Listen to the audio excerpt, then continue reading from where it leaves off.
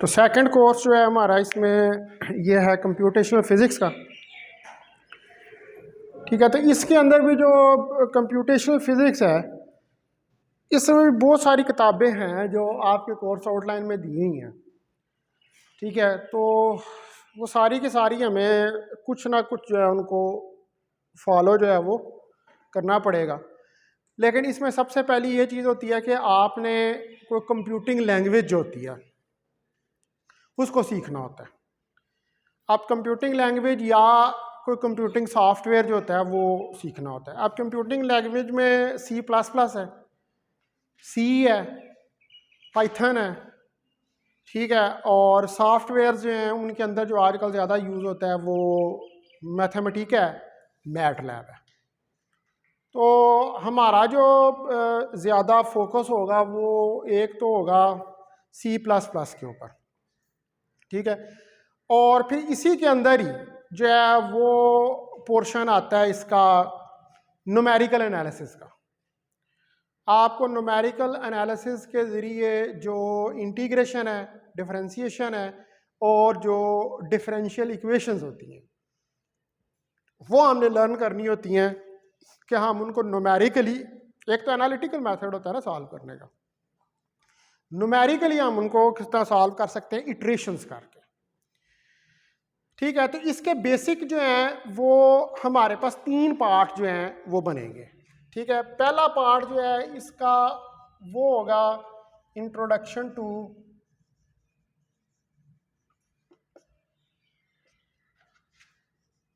Computer language, और उस computer language के अंदर मैं C++ जो है वो पढ़ाऊँगा, क्योंकि उसने आपके कोर्स आउटलाइन के अंदर लिखा हुआ है कि C++ या पाइथन। ठीक है, तो ज़्यादा पावरफुल जो है पाइथन भी अच्छी है। पाइथन हम इसलिए नहीं क्योंकि वो मैटलैब से मिलती है, तो हमने चूँकि मैटलैब पढ़ना है तो फिर हमें पाइथन को पढ़ने की ज़रूरत नहीं है, हम C++ जो है उसको पढ़ लेंगे। दूसरे नंबर पे हम कंप्यूटर सॉफ्टवेयर जो है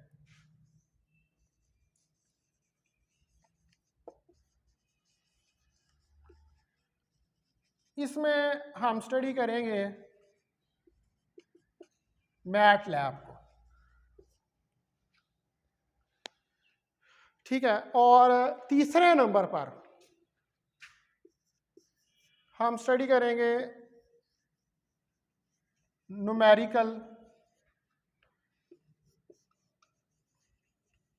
एनालिसिस। अब इसमें जो है मैं चूँकि मैंने किताब अपनी लिखी हुई है तो मैं तो ये अपनी किताब फॉलो करूँगा।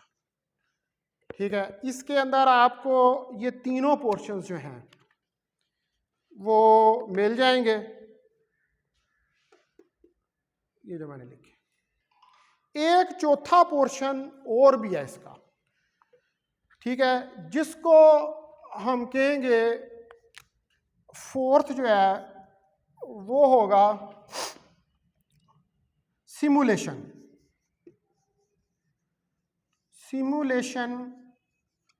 टेक्निक्स,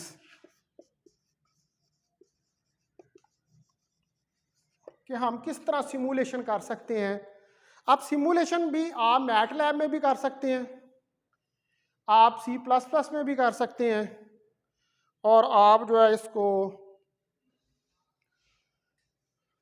पाइथन में भी कर सकते हैं, जावा में भी कर सकते हैं, किसी भी कंप्यूटिंग लैंग्वेज के। लेकिन हम जो ज़्यादा फोकस करेंगे वो C++ के ऊपर करेंगे। सिमुलेशन भी जो है वो C++ से करके देखिए।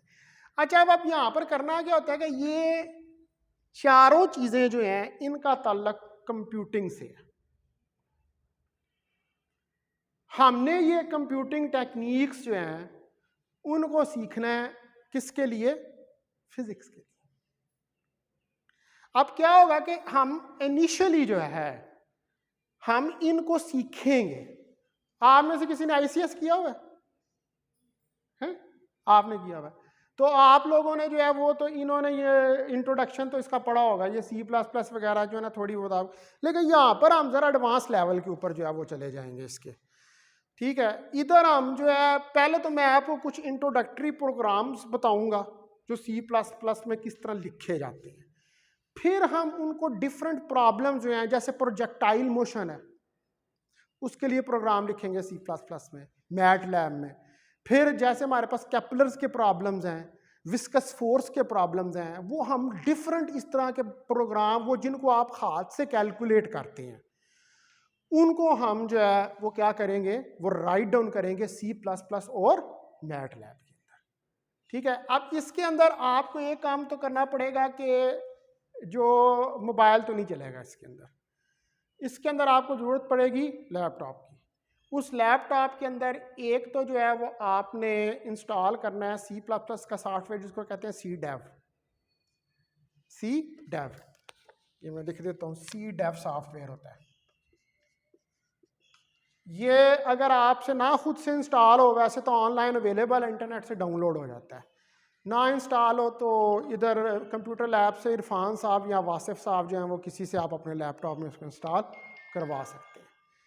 उसके बाद आपको जो है मैटलैब जो है वो इंस्टॉल करनी पड़ेगी। मैटलैब का जो नया वर्जन आया हुआ है अभी, आई थिंक सो 12.3 है वर्जन, जो वो 12.3 वर्जन जो है वो आपने अपने लैपटॉप के अंदर इंस्टॉल कर लेना। अब होगा क्या कि हम प्रोग्राम लिखेंगे और वो प्रोग्राम जो है वो ये जितने प्रोग्राम इस बुक के अंदर हैं वो सारे मैंने रन करके देखे हुए, मेरे पास उनकी कॉपीज मौजूद है मेरे लैपटॉप के अंदर।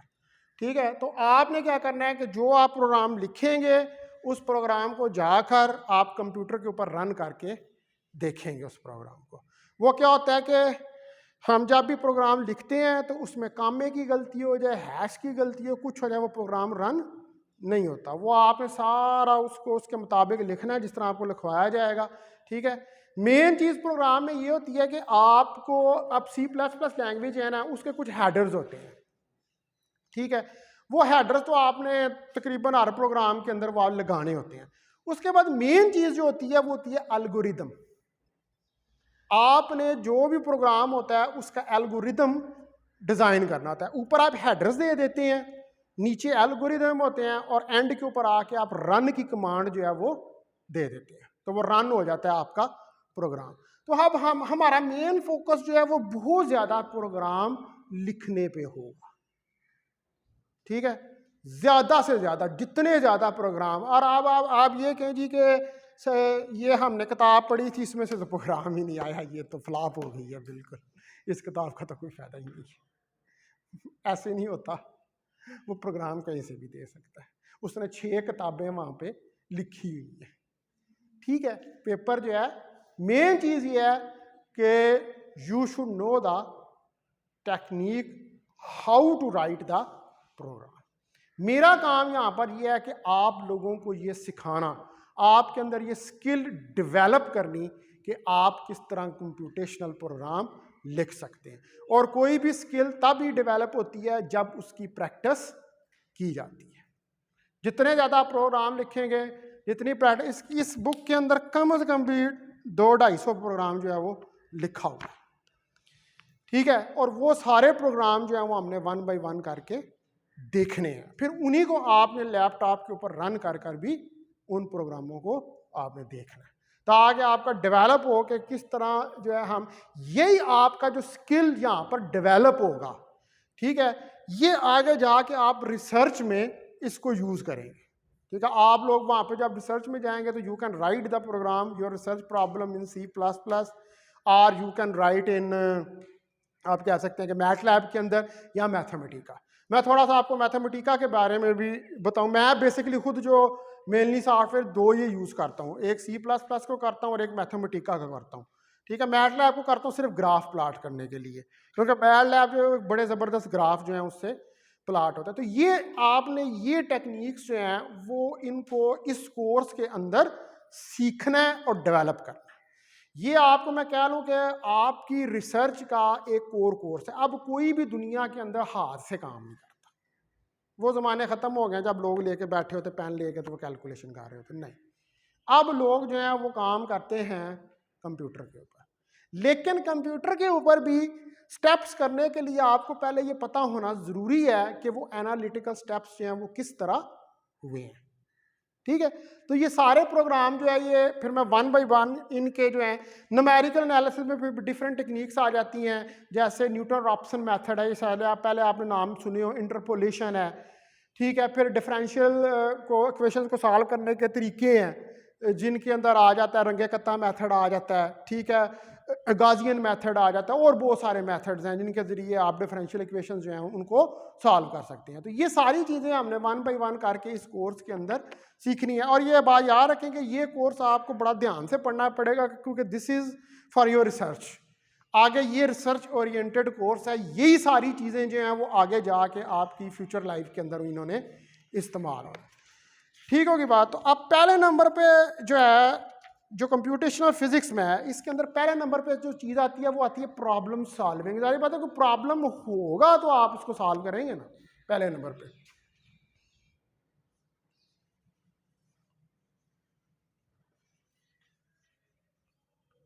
प्रॉब्लम सॉल्विंग, और यही सबसे, जी बहुत मेहरबानी, आ जाओ अच्छा सर, बहुत शुक्रिया, थैंक यू वेरी। ठीक है, प्रॉब्लम सॉल्विंग जो है ये सबसे पहली चीज़ है। अब प्रॉब्लम सॉल्विंग क्या है? ये प्रॉब्लम सॉल्विंग होता है कि पहले तो आप आइडेंटिफाई करें कि प्रॉब्लम क्या है। अब यहाँ पर क्या प्रॉब्लम है? बिजली बंद हुई है, गर्मी लग रही है, पसीना निकल रहा है, दिस इज द प्रॉब्लम। ये आपने प्रॉब्लम क्या किया? आइडेंटिफाई कर दिया। अब इसका सलूशन मेरे पास तो नहीं है। ठीक है, इसका सलूशन, वैसे तो इसका क्या सलूशन है कि कॉलेज के अंदर जनरेटर होना चाहिए। ठीक है, ऑटोमेटिक जनरेटर, बिजली बंद और साथ ही वो जनरेटर चल पड़े। ठीक है, लेकिन ये चीज़ मेरी डोमेन से बाहर है। तो हमने अब यहाँ पर जो हम बात कर रहे हैं इधर, वो उस प्रॉब्लम की बात कर रहे हैं जो हमारी डोमेन के अंदर है। ठीक है, पहले आप प्रॉब्लम को आइडेंटिफाई करेंगे। मिसाल के तौर पर एक बंदा कहता है जी मैं फिजिक्स का हम हवाला ले लेते हैं, चलो फिजिक्स को छोड़ें, आप ये प्रॉब्लम लेते हैं 2 जमा 2, 2 जमा 2, हमने 2 + 2 करना है। अब ये एक प्रॉब्लम है क्या? एडिशन का। कोई कहता है कि भाई इसके लिए कंप्यूटर प्रोग्राम लिख के दो, ठीक है ना, लिखेंगे हम आगे C++ में, ये वो FSC में आपने पढ़े होंगे, ये प्रोग्राम लिखते हैं इसके लिए। 2 जमा 2 ये एक प्रॉब्लम है, ये हमने आइडेंटिफाई किया कि this is a problem, now we need a solution. अब वैसे तो ये है कि मैं 2 जमा 2 मुझे पता है कि 4 होता है, जो मुझे अर्थमेटिक का पता है, उस अर्थमेटिक के मुताबिक ये 4 होता है। लेकिन अगर आपने ये प्रॉब्लम आइडेंटिफाई किया और कंप्यूटर को समझाना है, क्या करना है? कंप्यूटर को समझाना पड़ता है, वो खुद से नहीं इतना अक्लमंद होता कि खुद ही सारे काम कर देगा। उसको C++ की ज़बान में आपने कंप्यूटर को समझाना है, तो क्या करना पड़ेगा? प्रोग्राम लिखना पड़ेगा, इसका एल्गोरिदम डिज़ाइन करना पड़ेगा, हेडर्स लगाने पड़ेंगे, कमांड देनी पड़ेगी और फिर प्रोग्राम को रन करना पड़ेगा। तो कोई भी जो इस तरह का होता है उसके अंदर क्या होता है कि हमने प्रॉब्लम को आइडेंटिफाई करना होता है और फिर उसका बेस्ट सॉल्यूशन फाइंड करना होता है। ठीक है, प्रॉब्लम को आइडेंटिफाई और उसका बेस्ट सॉल्यूशन। नंबर 1 क्या हुआ? आइडेंटिफिकेशन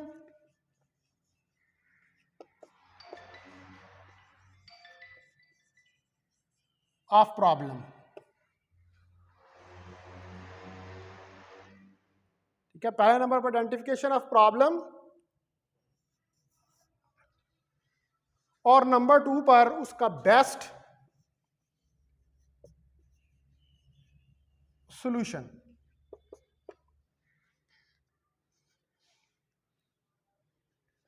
अब ये बेस्ट सॉल्यूशन जो है, इसके लिए आपको किसी ऑर्गेनाइज्ड अप्रोच की ज़रूरत है। ठीक है ना, आपने प्रॉब्लम आइडेंटिफाई कर लिया, करने के बाद आपने उसका बेस्ट सॉल्यूशन निकाला। आपने बेस्ट सॉल्यूशन क्या निकाला जी, मैं 2 + 2 को जमा करूंगा। ठीक है, ये आपका सॉल्यूशन है। अब कहा कि इसके लिए ऑर्गेनाइज्ड अप्रोच चाहिए। आपने कहा कि मैं ऑर्गेनाइज्ड अप्रोच, मेरे पास 3 तरीके हैं। या तो मैं कंप्यूटर को C++ के ज़रिए ये बता देता हूँ, या मैं कंप्यूटर को मैटलैब के ज़रिए बता देता हूँ, या मैं कंप्यूटर को पाइथन के ज़रिए ये बताता हूँ, या मैं कंप्यूटर को जो है मैथमेटिका के ज़रिए ये बताता हूँ। तो ये क्या है, दिस इज ऑर्गेनाइज्ड अप्रोच। ये तीसरा है इसके अंदर, प्रॉब्लम आइडेंटिफाई, बेस्ट सॉल्यूशन और फिर उसकी ऑर्गेनाइज्ड अप्रोच। तो तीसरे नंबर पर हमारा जो आएगा वो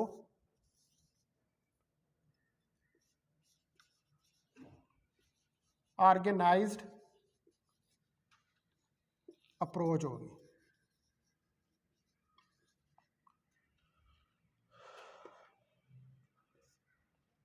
ये तीसरे नंबर पे आगे जाएगी आपके पास। अब जो हमारे पास प्रॉब्लम्स होते हैं, ठीक है, डेली लाइफ के अंदर, चाहे वो एडिशन का प्रॉब्लम हो, चाहे वो सब्ट्रैक्शन का हो, चाहे वो मल्टीप्लिकेशन का, किसी तरह कोई फिजिकल प्रॉब्लम हो, तो हर बंदा जो है उसकी उस प्रॉब्लम को सॉल्व करने की अप्रोच अलहदा होगी।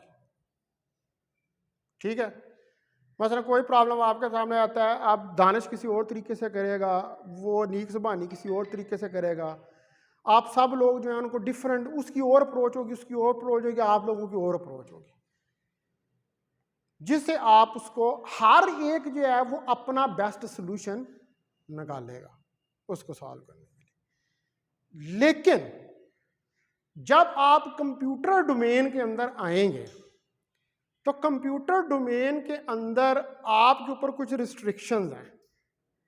आप वहां पर हर तरह का जो सोल्यूशन है बेस्ट उसको अडॉप्ट नहीं कर सकते, क्योंकि कंप्यूटर उसी को जानता है जो चीज़ उसके अंदर फीड है।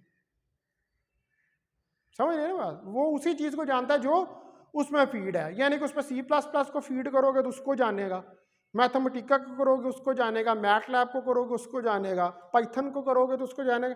ये नहीं है कि आप उसको जो कहेंगे वो कर देगा। वो आपको ये बेस्ट अप्रोचेस जो हैं वो सीखनी पड़ेंगी इस प्रॉब्लम सॉल्विंग के लिए।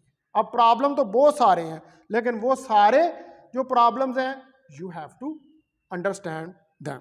ठीक है, अब यहाँ पर ये होता है कि बाज़ दफ़ा कुछ प्रॉब्लम जो होते हैं वो बड़े डिफ़िकल्ट होते हैं।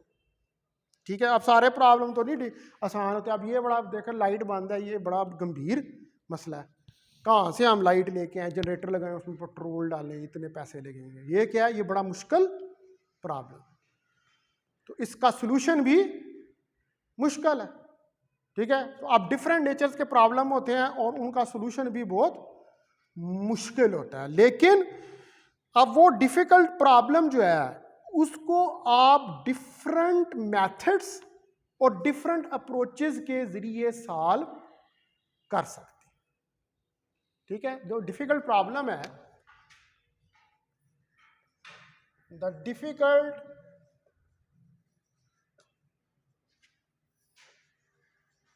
Problem can be solved by different methods and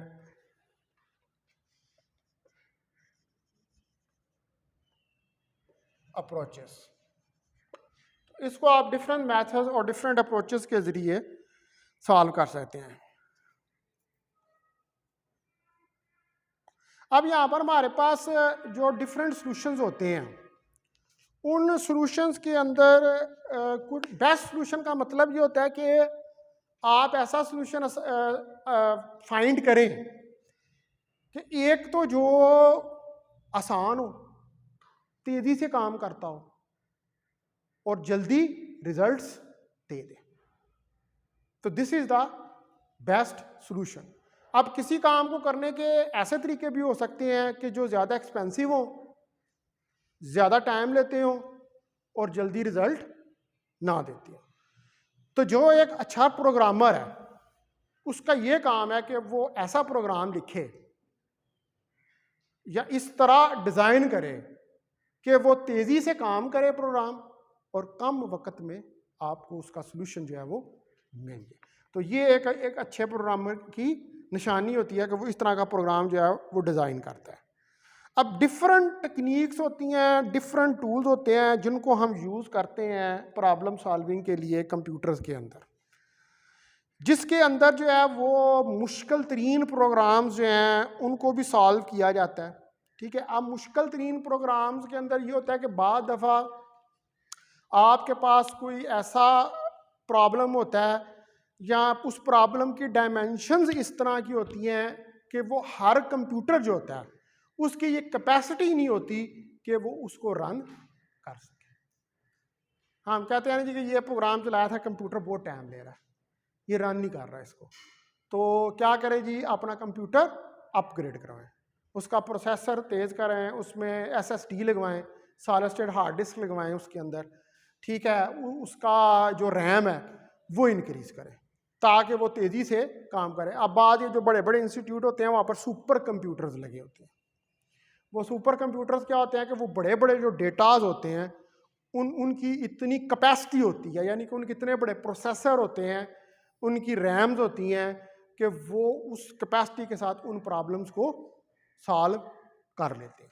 ठीक है, तो वहाँ पर फिर आपको जो है वो ज़्यादा लेटेस्ट इक्विप्ड जो सिस्टम है वो रिक्वायर्ड होता है। अब कंप्यूटर जो होता है, प्रोग्रामर वो क्या करता है, वो कंप्यूटर को इंस्ट्रक्शंस देता है और कंप्यूटर जो है वो क्या करता है, वो एक्सिक्यूट करता है उन इंस्ट्रक्शंस को। ठीक है, आप इंस्ट्रक्शन उसको देते हैं कि C++ जो है, C++ की जो लैंग्वेज है उसको उसमें इंस्टॉल कर देते हैं C++ को, तो वो काम कर। हाँ कैसे आवाज आ जा आ जा। अच्छा ठीक है, ठीक ठीक ठीक है, तो वो जो है उसको हम यूज़ करते हैं। अच्छा अच्छा, अब जो कोई भी पर्सन है वो उस वक्त तक अच्छा प्रोग्रामर नहीं हो सकता जब तक तो उसको जो कंप्यूटिंग स्किल्स हैं, वो कंप्यूटिंग स्किल्स जो हैं वो उसको अच्छी तरह ना आती। अब स्किल्स क्या हैं भाई, उसको लैंग्वेज सीखनी पड़ेगी, लैंग्वेज सीखेगा तो फिर ही वो करा, यानी कि उसको ये स्किल डेवलप करनी पड़ेगी। तो यहाँ पर अब हम क्या कर रहे हैं, हम यही स्किल डेवलप करने की कोशिश जो है वो करेंगे। अब देखें ना, आपने ये इतनी सारी, आपने क्या बनना है, computer programmer, you have to become computer programmer. और कंप्यूटर प्रोग्रामर, और कौन सा प्रोग्रामर, अच्छा प्रोग्रामर। ये नहीं कि लंबे लंबे आपने वो लिखे हुए हैं प्रोग्राम और उनके लिए इतने इतने इतने बड़े बड़े कंप्यूटर चाहिए, नहीं, ये स्किल नहीं है। स्किल ये है कि छोटा प्रोग्राम, छोटा एल्गोरिदम आप डिज़ाइन करें और उसकी मदद से जिस भी लैंग्वेज को आप यूज़ कर रहे हैं उस लैंग्वेज को इस्तेमाल करें। ठीक होगी बात। अब जो टेक्निक्स होती हैं प्रॉब्लम सॉल्विंग की, ठीक है, अब हम ये तो हमने बात कर रही ना कि ये ऐसे होता है। अब जो टेक्निक्स हैं कि कौन कौन सी टेक्निक्स जो हैं उनको हम यूज़ करते हैं प्रॉब्लम सॉल्विंग के लिए।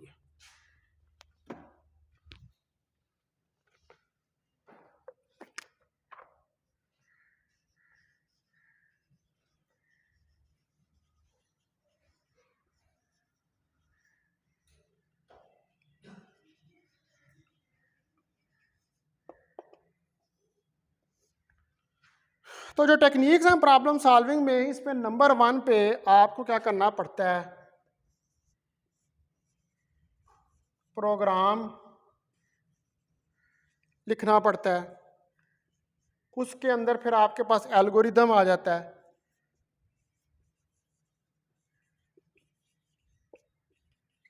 और फिर तीसरे नंबर पर फ्लो चार्ट आ जाता है। ठीक है, ये मैं टेक्निक्स फिर आपको कल बताऊंगा। ये अब गर्मी में वो लग रही है, मैं नहीं चाहता कि आप फोत हो जाए। ठीक है, तो मैं इसको अभी इधर लाइट भी बेचारी